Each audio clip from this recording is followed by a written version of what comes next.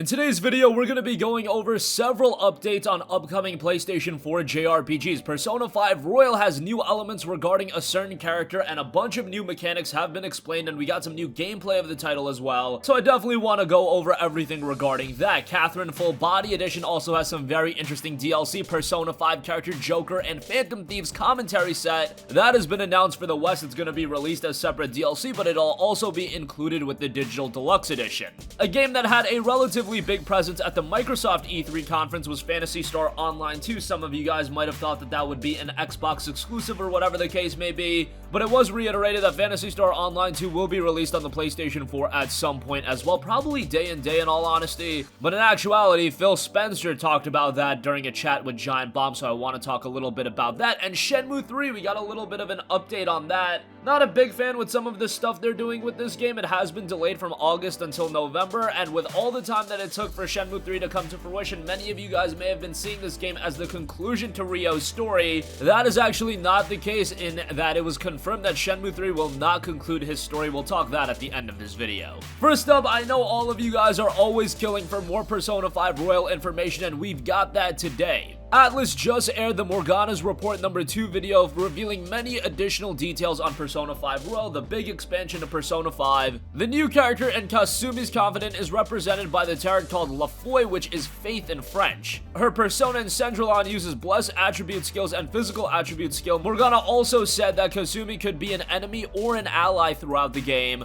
and I think that's been one of the more integral factors in dissecting all of the information regarding Persona 5 the Royal. Where do all of these characters fit in? That offers a rather compelling notion as well. Persona 5 Royal has a gallery-like mode that'll allow you to rewatch cutscenes and so on. That's been evident in a lot of other RPGs. Good to see Persona 5 Royal including that as well. It's also adding new elements regarding Akechi Goro.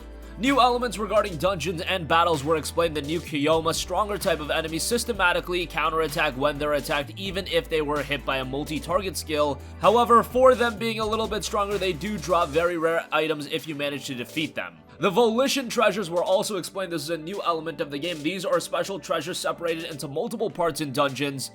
If you manage to find all parts of a Volition treasure, it fuses into an accessory, and I would imagine that these would be even better accessories. And while acquiring these accessories, they will unlock powerful skills on the character who equips them. All party members also have new clothing, casual clothes outfits in Persona 5 Royal. A new screenshot showing one of Haru's new outfits was shown. There's also new wire actions that are used to avoid traps or reach new places, so that's going to add another new layer to the gameplay. The wire can also be used to ambush enemies from a distance. Using the wire on enemies to trigger encounters is the skill unlocked after reaching Confidant level 4 with Kasumi.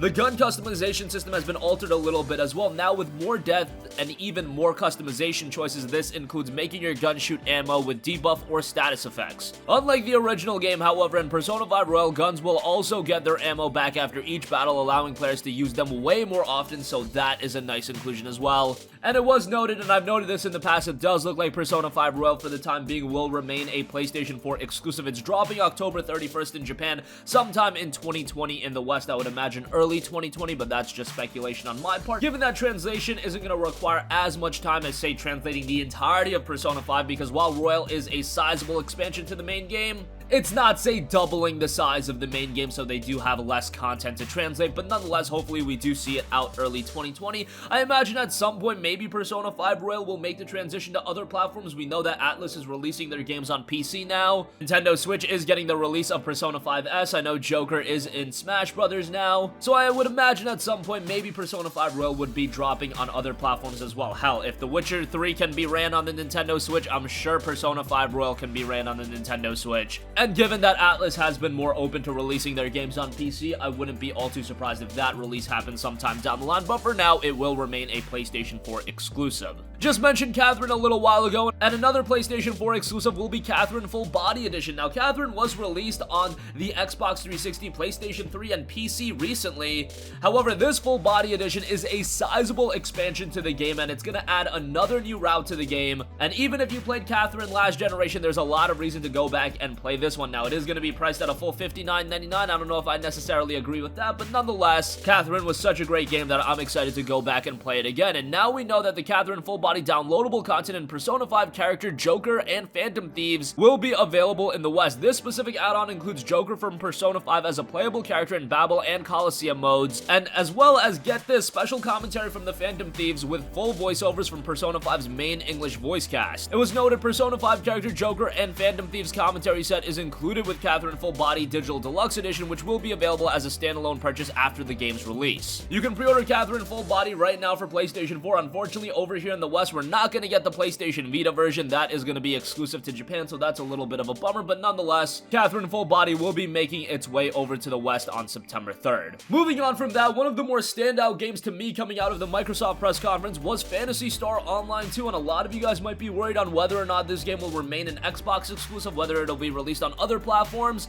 and Phil Spencer noted this in a chat with Giant Bomb. He does this every year, and it's actually quite insightful. If you guys have any interest in Microsoft's outings, I would highly recommend you guys to give a listen to that. But he noted, yes, Phantasy Star Online 2 will end up on all platforms. That's not the point. To me, the point was to have Sega back on our stage. It's been a while with a franchise that I think can be relevant. Now, it wasn't noted if Phantasy Star Online 2 is going to have some sort of early release on the Xbox One, and then it'll come out later on the PlayStation 4 or next generation PlayStation. Whatever the case may be, I think Phantasy Star Online 2 is a game that can garner a lot of traction. I remember playing Phantasy Star Universe back in the day on Xbox 360, and I know that game had its fair share of issues, but it was quite a compelling game, and if you are a fan of online MMORPGs, I remember having a ton of fun with that. So if Phantasy Star Online 2 can offer something somewhat similar, obviously beefed up for modern audiences, then I will be all over that. Whatever the case may be, I would definitely like to check out the game. Whatever the case may be, Phantasy Star Online was originally released way back on the Sega Dreamcast, and it was a landmark release. Did a lot of good for the Dreamcast, and now to see it come back with Phantasy Star Online 2 and it coming to the West, yeah, I'm incredibly excited for that, and hopefully it'll be released on all platforms. If you can get it on the Xbox One, we already know it's coming there. PlayStation 4, if you can get it on the Nintendo Switch, by all means, the more people playing PSO2, the better it will be. Lastly, one of the games that is getting a little bit lost in the shuffle now that we know so many games are coming out in the next few months and coming early 2020 is Shenmue 3. This game was scheduled to be released in August of this year. It was delayed until November, and it's been 18 years since the release of the last Shenmue, and it was noted that this is not going to conclude the journey of Ryo and his story. Yu Suzuki was asked if Shenmue 3's story will bring Ryo's story at 50% completion, and he actually noted that it would be about 40% completed, and he said, quote, "To be honest, at the very beginning of the project, we thought that we may not be able to do a full Shenmue, but now I can say I'm confident it's a full Shenmue. This is Shenmue." And he also noted that the game might have some post-launch plans. Suzuki teased we can expect something quest-based and something action-based.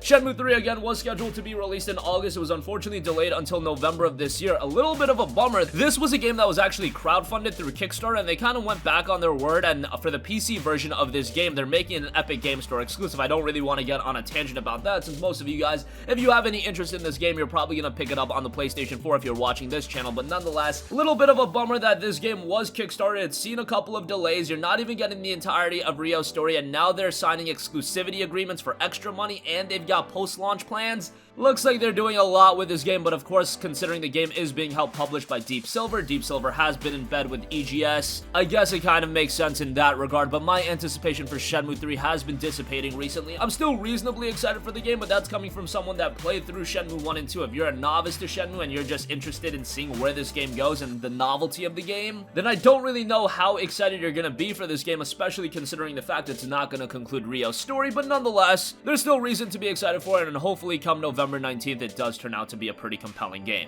And that's gonna conclude this video. Again, a ton of new information on Persona 5 Royal. The release over here in the West is still a ways away, but Japan is gonna get the game relatively soon on October 31st. Hopefully it turns out really well. At the end of the day, it's Persona, and I'm pretty sure it's gonna be pretty amazing. Catherine Full Body has some DLC detailed in the Persona 5 character Joker and Phantom Thieves commentary set. That's pretty cool. You're gonna be able to hear English commentary from the Phantom Thieves themselves. I think that's a cool little addition there. Phantasy Star Online 2 will be headed to the PlayStation 4 at some point. We don't know when the game is officially going to be released, but good to see that they're going to try to make it come to as many platforms as possible. And Shenmue 3 is not going to wrap up Ryo's story at this point. I'm a little bit skeptical on what this game is going to offer, but come November 19th, hopefully my anticipation for the game is a little bit restored. That's going to conclude this video. Make sure you sound off with all of your thoughts in the comment section down below. Thank you for watching, and goodbye. Hey guys, we hope you enjoyed the video, and if you did, make sure to hit the subscribe button, and if you're already subscribed, do us a favor and hit the bell icon. This way you'll be notified whenever we post a new video. That's the best way to keep up with all of our uploads, and we usually try to upload 2 videos a day. And with the bell icon hit, you'll be notified whenever we do upload a video. As always, thanks for watching.